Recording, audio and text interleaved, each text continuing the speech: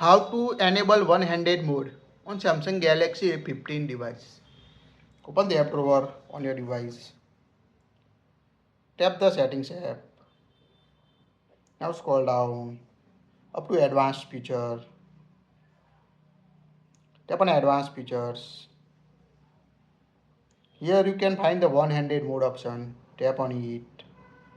Now toggle on it. Now you can see two options, gesture or button option. Here my device button option, so we select the button, double tap the home button to activate the one-handed mode. Now double tap.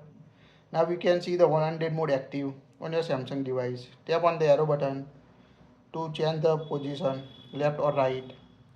To exit the one-handed mode, just tap on the outside of the screen. If you want to use a full screen gesture, you need to choose gesture option. Swipe down in the center of the bottom edge of the screen to enable one-handed if you use a full screen gesture. So using one-handed mode, you can quickly access your device with one hand. Also change the position you comfortable. To exit is just tap on the blank space. That's it. If you like it, share it.